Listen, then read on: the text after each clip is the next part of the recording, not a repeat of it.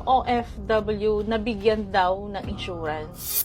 Ngayon, halos 7 milyong OFW na ang nagkaroon ng insurance.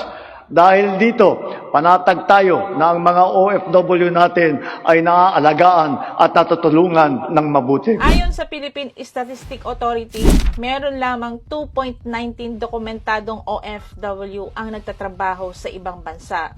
Tumaas lamang ito ng 1.5% kumpara nung nakaraang taon.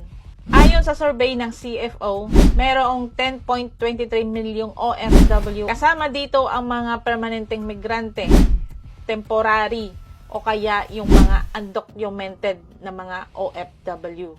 Ano nga ba ang totoo? Sino ang 7 milyong OFW ang nabigyan ng insurance?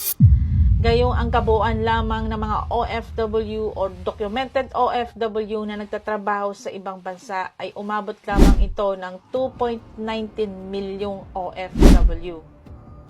Palaisipan ng maraming OFW. Nagtatanong kung sino ang mga OFW na ito. Kung totoo nga bang may insurance o ito yung tinatawag na OWA membership.